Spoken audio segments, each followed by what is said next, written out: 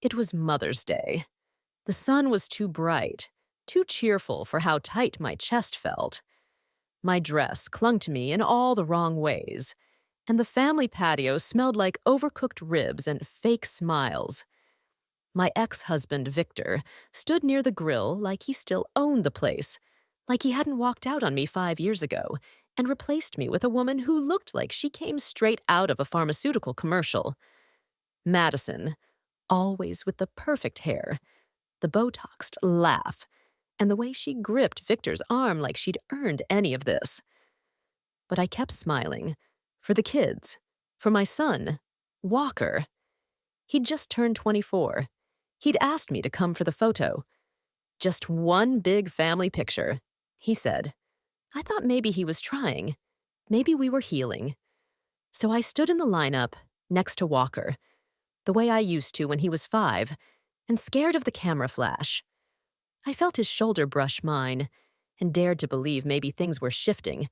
Then he turned his head, looked right at me, eyes blank, and said, "Can you move, Mom? I want my real mother in this one." There was a pause, a silence so loud it rang in my ears. No one moved. No one laughed.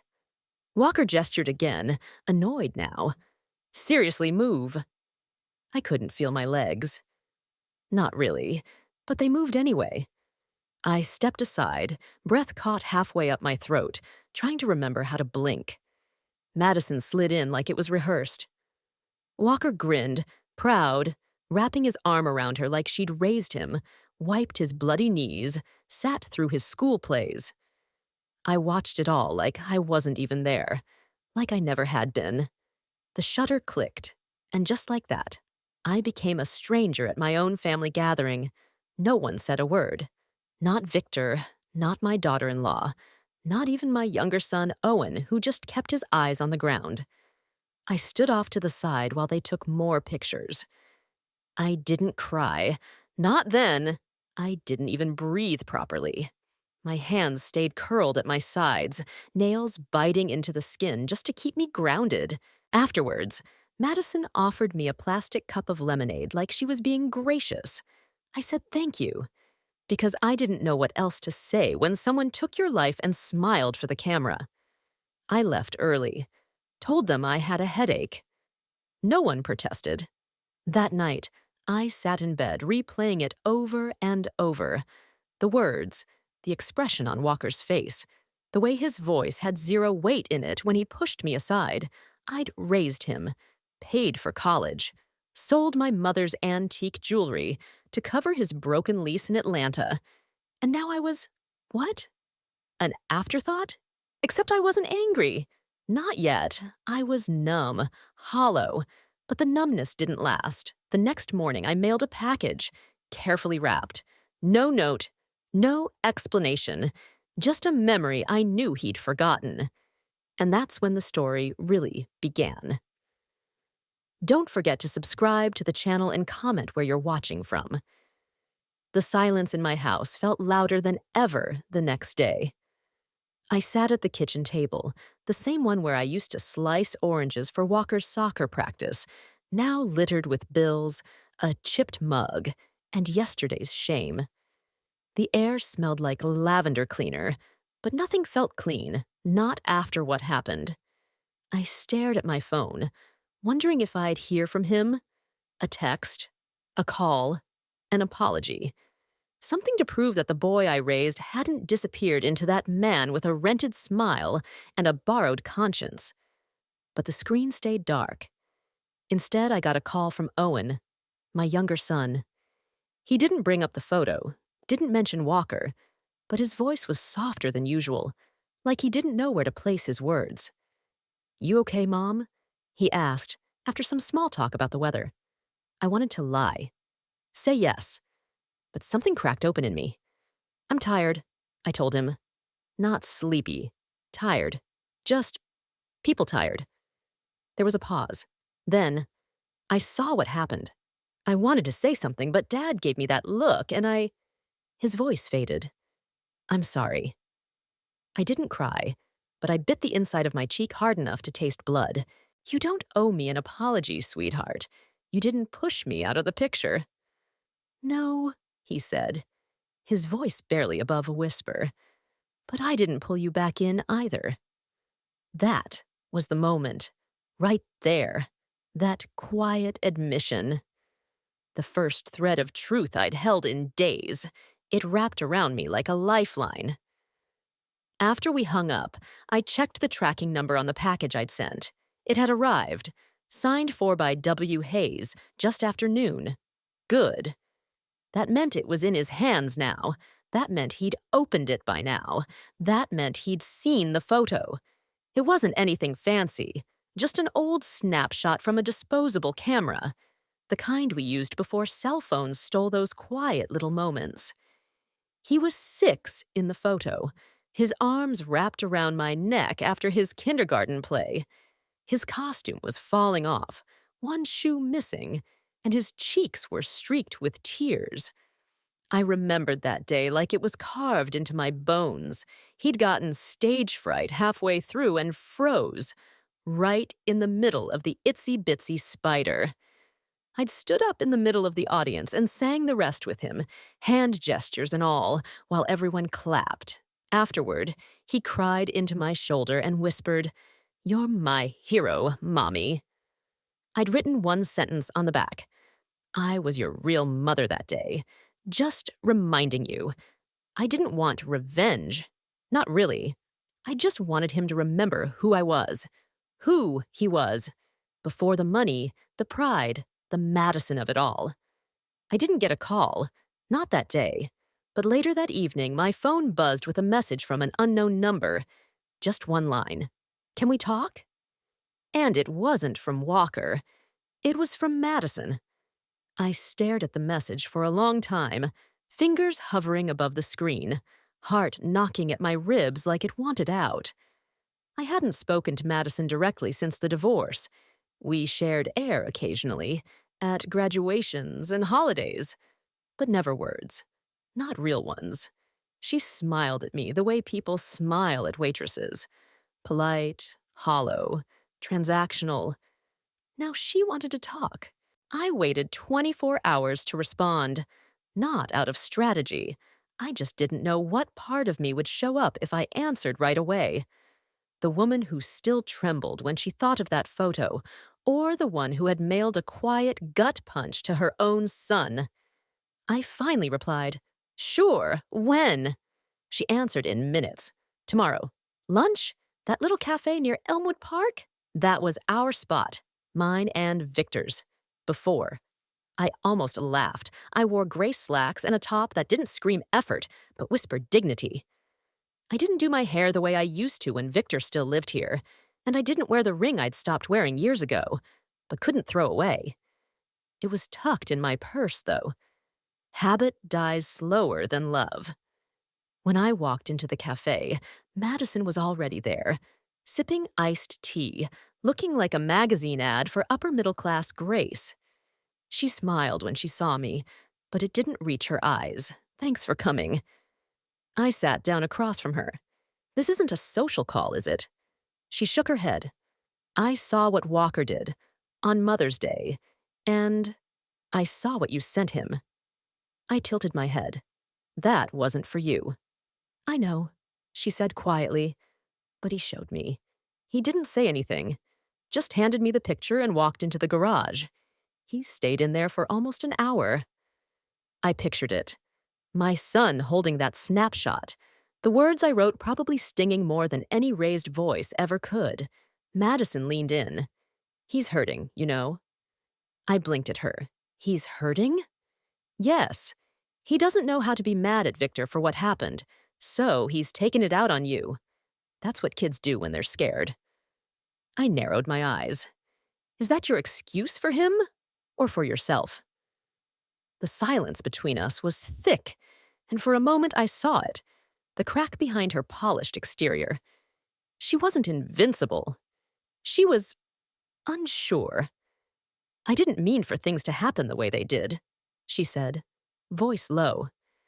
"Victor told me you two were already falling apart." I laughed.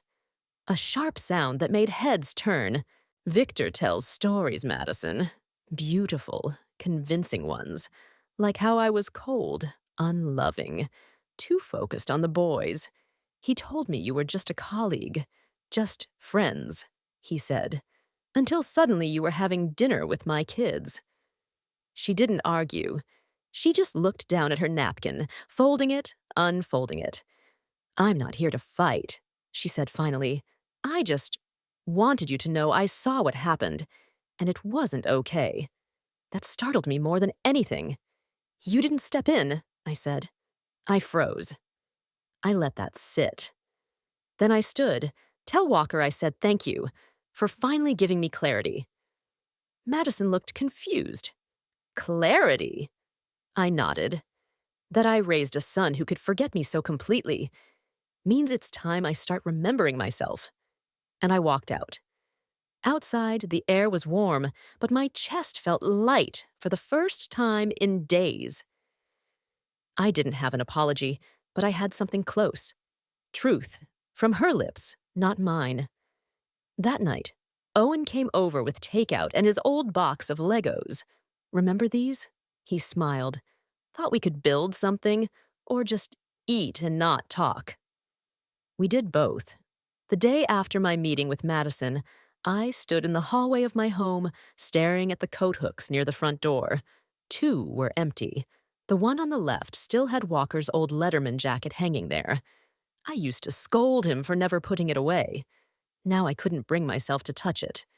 It still smelled faintly like detergent and boyhood dreams. I walked past it, forcing my feet to move toward the den. It was time to open that box, the one I'd stuffed with old court papers and financial documents I hadn't touched in years. My divorce file. I pulled it from the bottom shelf and set it on the coffee table, fingers trembling slightly as I lifted the lid. Legal language, affidavits. Spreadsheets, the past, neatly documented in cold black ink. Victor had made sure everything looked clean, civil. But there, stapled in the corner of one motion, was a small email printout. One line I'd forgotten I even saved. Madison, I can't do this much longer. She's still in the house. I'll fix it. Just wait for me. It was dated 6 months before Victor ever mentioned the word separation. I remember the day he told me. We were standing in the kitchen, and I had flour on my hands. I was baking a birthday cake for Owen, and he waited until I was halfway through frosting it to say, "This isn't working anymore. I think we need space." Just like that. No yelling, no tears, just cold space. A void that had been quietly dug behind my back. And then came Madison, at school functions, at Owen's graduation, at the Thanksgiving table the year after the divorce, when Walker insisted she be included. She makes Dad happy, he had said, like my pain was collateral damage for someone else's comfort. I rubbed my temples, exhausted. Not just from remembering, from having to relive a version of events I'd tried so hard to survive. The emotional math never worked out. Years of loyalty, erased by months of deception. Owen dropped by later that evening, holding a grocery bag. "You're out of orange juice," he said. Like that was the reason. But he lingered in the doorway before coming in. "I've been thinking," he said, sitting beside me. "Maybe it's time you stopped waiting for someone to fix this. Maybe it's not your job to rebuild what they broke." I looked at him. My quiet child, always observant, always gentle. And do what instead? He shrugged. Live. On your terms. Not waiting for apologies. I nodded slowly. "You sound like you've been talking to someone." He hesitated, then sighed. "Walker called me. Said he got the photo. Didn't say much else, but he asked if you were okay." My heart stuttered. "And what did you say?" "That you're healing, and that you don't need a son who needs reminding you exist." That one hit deep. But it didn't hurt. Not in the way I expected. It actually steadied me. I got up, walked to the mantel, and pulled down a frame. It was a family photo from years ago, before everything fractured. I studied it, then quietly placed it face down on the shelf. Not out of anger, but because it was time. The next morning, I called an old friend, someone I hadn't spoken to in nearly a decade. Her name was Mara. We met in college. Lost touch when the kids came, when marriage swallowed me whole. Mara, I said when she picked up, I think I need to do something. For me. She didn't hesitate. Tell me where and when. Something shifted in me after that call. A light came through the cracks. Not bright yet, but persistent. Mara arrived on Saturday with a tote bag full of secondhand books and a face full of sun-kissed wrinkles that made her look exactly how I remembered. Warm, unapologetic, alive. She hugged me like no time had passed, and I melted into it before I could stop myself. "You look the same," she said, stepping back with a smile. "Still too nice." "I'm working on that," I replied. We spent the afternoon on my back porch with lemonade and sarcasm. She asked about the boys, and I gave her the short version. Walker's distance, Owen's quiet strength, and the growing crater between who I'd been and who I was becoming. When I mentioned the Mother's Day photo, her eyes darkened. And no one said anything? Not a word. She leaned back in her chair and exhaled slowly. "You always gave too many people the benefit of the doubt." "I gave them space," I said. "No, you gave them silence. There's a difference." It hit me then, how many rooms I'd stood in quietly, shrinking just enough so everyone else could feel tall. I had made myself digestible, like I owed them ease. And the moment I'd stepped out of that family photo, no one even flinched, because I had taught them I'd do it. That night, Mara and I went to a local open mic night, something I hadn't done in more than 20 years. She signed us up before I could object. "You're going up," she said. "You're not reading poetry or singing. You're telling the truth." I laughed. "To a room full of strangers?" "Exactly. Strangers don't get to interrupt you with old expectations." When they called my name, my legs felt like cinder blocks. But I walked up. I didn't have a speech. I didn't even have a plan.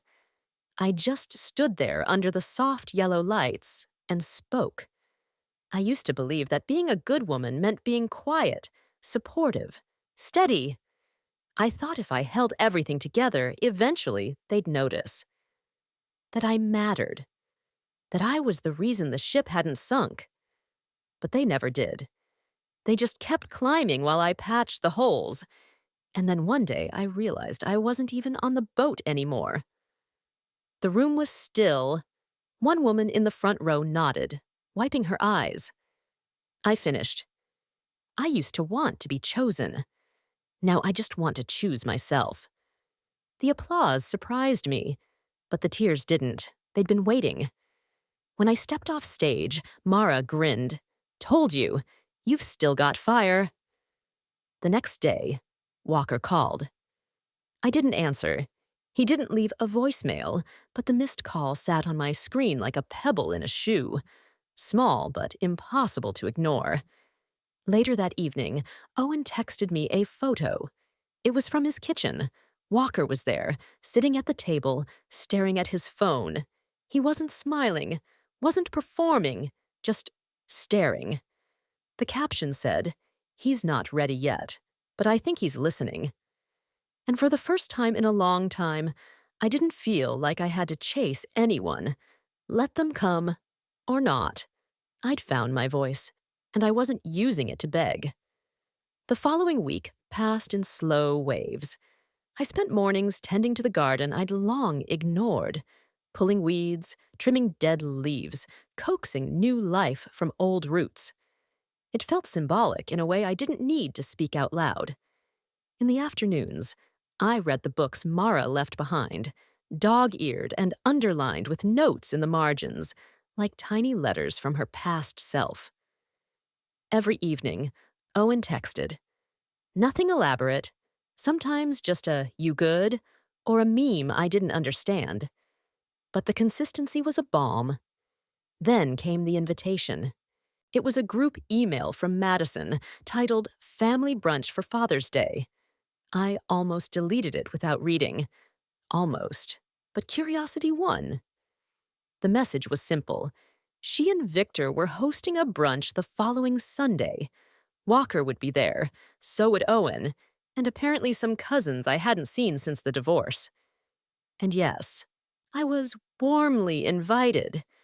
I stared at the blinking cursor on the RSVP line for longer than I should have. There was a time I would have responded immediately, grateful for the olive branch, however brittle. But now, I needed to think. That evening, I called Mara. She answered on the second ring, her voice full of peppermint tea and confidence. "You're going," she said, before I even explained. I sighed. "Why?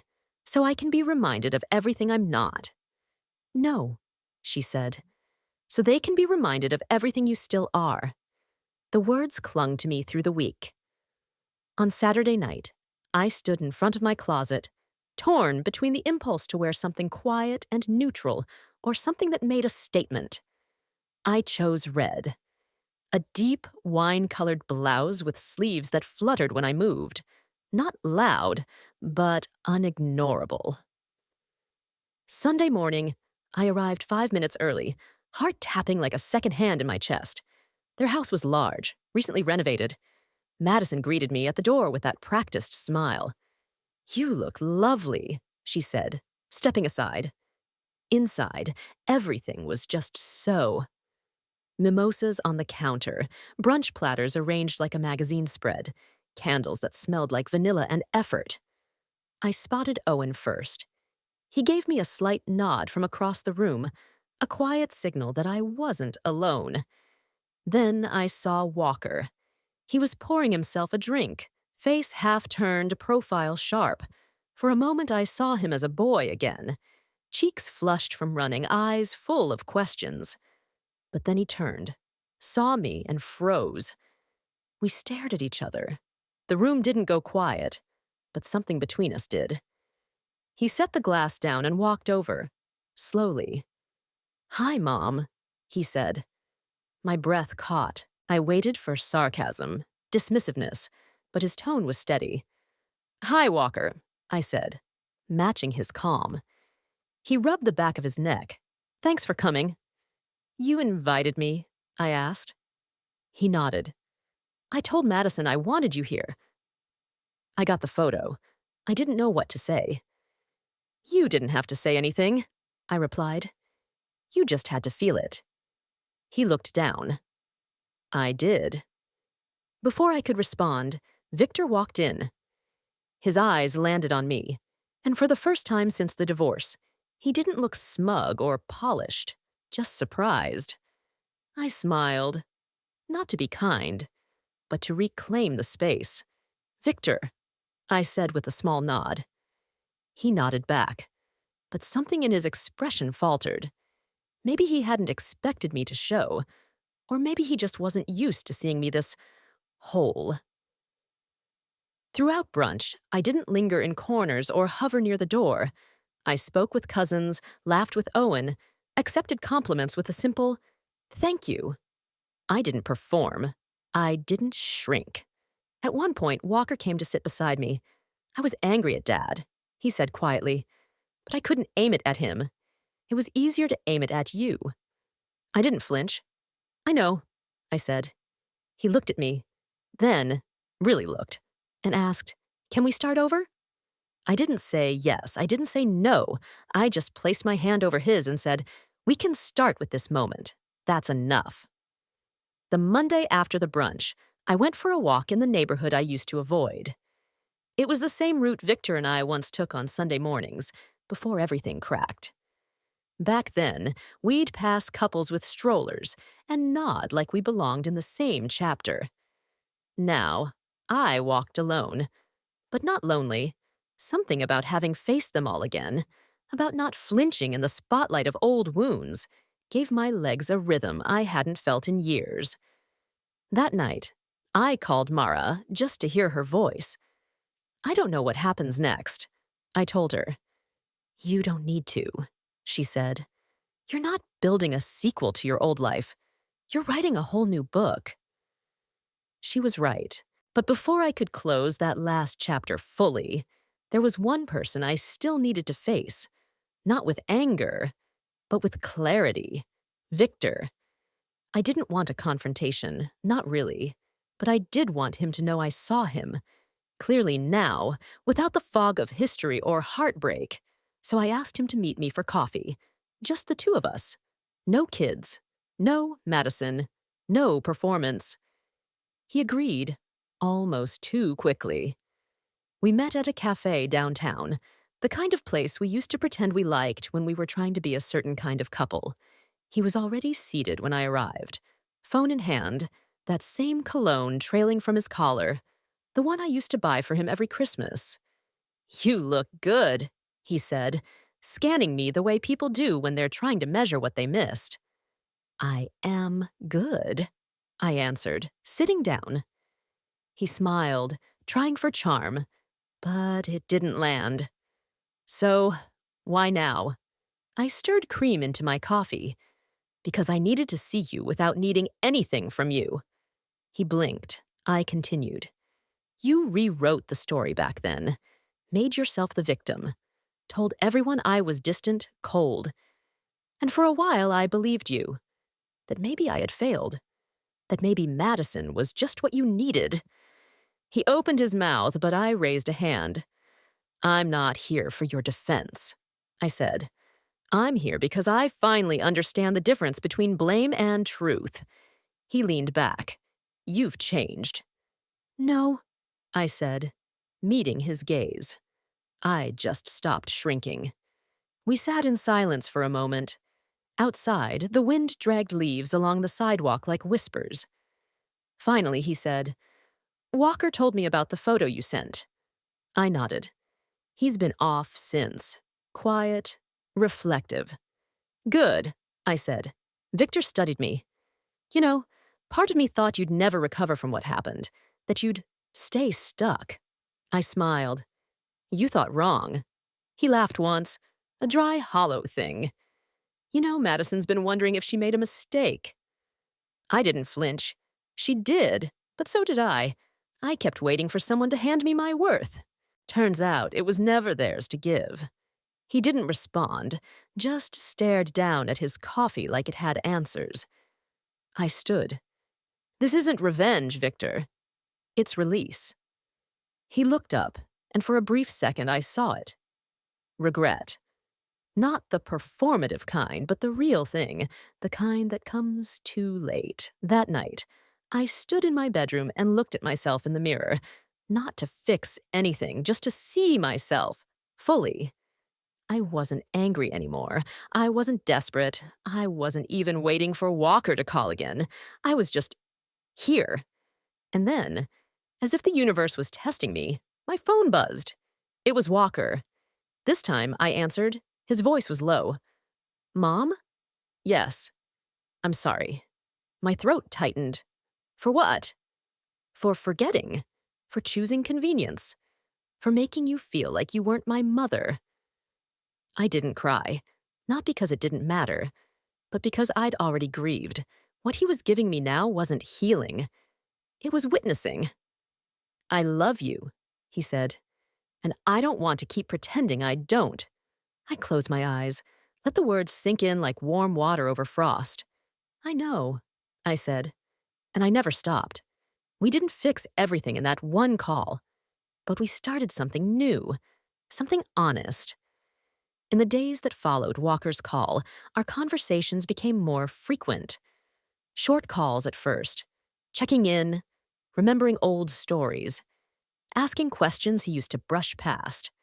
Then, longer ones with pauses that didn't feel awkward, just full. He never tried to rewrite what happened. He didn't ask for forgiveness in every conversation. He just showed up, consistently, and that was more meaningful than any bouquet of apologies. One afternoon, he surprised me by stopping by. No heads up, no ceremony. He just knocked, holding a paper bag of pastries and a sheepish smile. "Thought we could eat," he said, "and maybe look through some old photo albums." I nodded, letting him in. We sat on the living room floor, legs crossed like we used to when he was a boy, and begged me to help with school projects. We flipped through albums filled with birthdays, soccer trophies, messy Halloween costumes. I watched his face as he lingered over the pages, sometimes smiling, sometimes going quiet. He held up one photo, me in the backyard, hose in hand, spraying Owen and Walker as they ran through the sprinkler, giggling. "I remember this," he said. "You made us peanut butter sandwiches with way too much jelly afterward." "I still do," I replied, grinning. He looked at me then, and it wasn't just nostalgia in his eyes. It was something heavier. "I let him erase you," he said quietly. "Dad. I let him tell the version that made everything easier to accept." I placed my hand on his. "And you just told the truth. That's all I ever needed." We didn't cry. We just sat with it. That night, I stood on my back porch, tea in hand, watching the sky shift into dusk. Mara called. She'd been invited to speak at a women's retreat upstate. Small town event, nothing fancy, and she asked me to come with her. "Not as an audience member," she added, "as a speaker." I choked on my sip of tea. "Mara, I'm not—" "You are," she said firmly. "You just don't see it yet." I paced for a moment, barefoot on the old wooden boards. What would I even say? Say what you said that night on the stage. Say what you lived. You've been through hell and came back holding a mirror. I looked at my reflection in the sliding glass door. I barely recognized her anymore. Not because she was lost, but because she was finally whole. "I'll think about it," I said, but I already knew. The next morning, I emailed the organizer and said yes. In the weeks that followed, I began drafting my talk. Not a speech, not a sermon, just truth. Raw, simple, quiet truth. About how women disappear in plain sight. About how silence can feel like safety until it turns into suffocation. About how stepping back from a photo doesn't mean you stop existing. I rehearsed with Mara, who cried twice and laughed once. The good kind of laugh. The healing kind. Owen helped me design a slideshow. "Just visuals," he said. "You don't need words to remind them you lived." The night before the event, I found the photo. That photo. The one Walker had asked me to step out of. I hadn't touched it since that day. I almost threw it away once. Almost. Instead, I tucked it into a folder labeled "Not Done Yet." I brought it with me. When the day came, I stood on a small wooden stage in a town hall that smelled like lemon polish and nervous sweat. The audience was full of women, gray hair, soft eyes, arms crossed not in judgment but in lived experience. I cleared my throat. I was erased in slow motion. I began, not violently, not loudly, just bit by bit. Until one day, my own son asked me to step out of a photo, and I did. But then I remembered. I took the first photo. I was the one holding the cameras when his life began. I held up the image. Not to shame, but to teach. And now I don't step out. I framed the picture. They stood.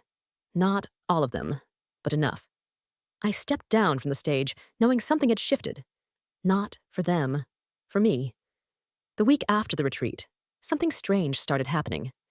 I began getting emails. Some were short. "Thank you for your words."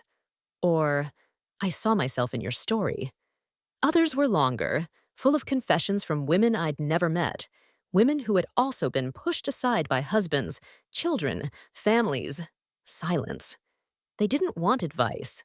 They just wanted to be heard. I responded to every single one, not because I had all the answers. I didn't. But because I knew what it felt like to talk into a void and hear nothing back. I wouldn't be someone's void. Mara told me to open a blog. I laughed at first. The idea of me blogging. But she helped me set it up, taught me how to post, how to add photos, how to keep it mine. I named it The Woman in the Frame, because that's who I'd become. Not the one watching from the sidelines, but the one claiming her space, her light. One afternoon, as I was drafting a new entry, Owen called. "Walker wants to come over," he said. All three of us. I blinked at the screen, half expecting it to be a mistake. Us three? Yeah, just a little dinner. I'll bring dessert. He'll probably bring nerves. I laughed. Tell him I've got plenty of those already. When they arrived that Friday evening, Walker carried a bouquet of yellow tulips, the ones I used to grow along the side fence before the divorce. I hadn't mentioned them in years. I remembered, he said, holding them out awkwardly. I see that, I replied, taking them gently. We ate lasagna, Owen's favorite, and sat at the table long after the plates were cleared. It felt different this time. No undercurrent of guilt or hesitation, just warmth. Walker asked about the retreat. Owen showed him the video Mara recorded. He watched it all in silence, then looked at me and whispered, "I'm proud of you." I didn't realize how long I'd waited to hear those words. And now that I had, I didn't need them, but I cherished them anyway. After they left, I stayed up late, cleaning dishes by hand, not because I had to, but because the silence afterward felt peaceful instead of empty. My house was no longer a museum of what once was. It had breath again. The next morning, a letter arrived in the mail. No return address, just my name in familiar handwriting. Inside was the photo I'd sent Walker weeks ago, the kindergarten one, the one where he clung to me like I was the center of his whole world. But this time, he had written something on the back. I never forgot. I just needed to remember out loud. I sat down right there on the floor of the foyer and let the tears come. Not sobbing, not despair, just quiet acknowledgement, grief turning into grace. Later that day, I found myself doing something I hadn't done in over a decade, browsing listings for a small gallery space in town. I didn't need a business. I didn't need ambition. I just needed a place. A space for other women like me. A studio for stories. A wall for photos of women who'd been left out of their own lives and were ready to step back in. It was Mara's idea, of course. You need something real, she said. Not digital, a place where people walk in and see. I didn't know what to call it at first, but then I thought about that photo again, about the click of the camera, the way Walker smiled while I stood to the side, invisible. And then I thought about what happened after. The photo I mailed, the silence that followed, the apology that bloomed from it. I would call the studio Retake, because we all deserve another shot. The gallery opened on a Sunday afternoon in late October. The leaves outside were turning fire orange and gold, like the sky had decided to dress up for the occasion.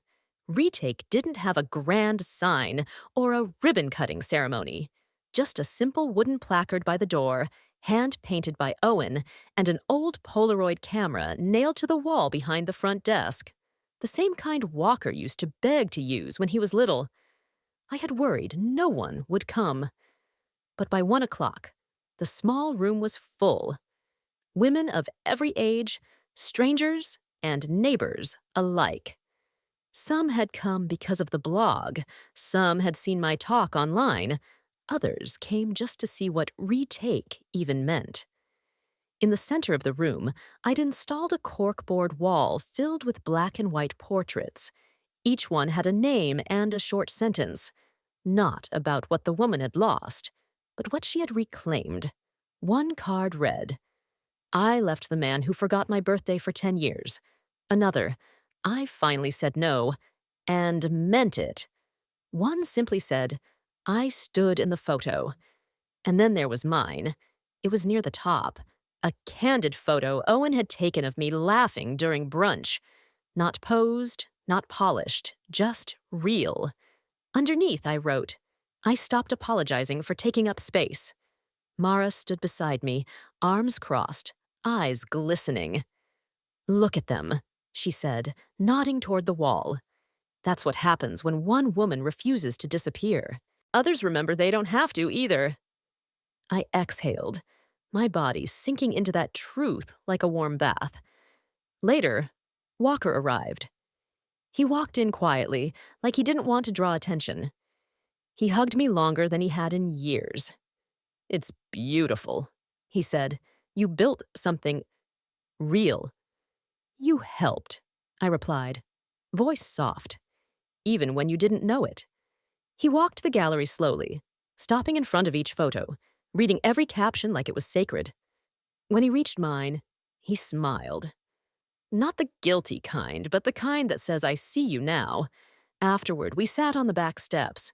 The breeze was cooler now, the sun dipping lower behind the trees.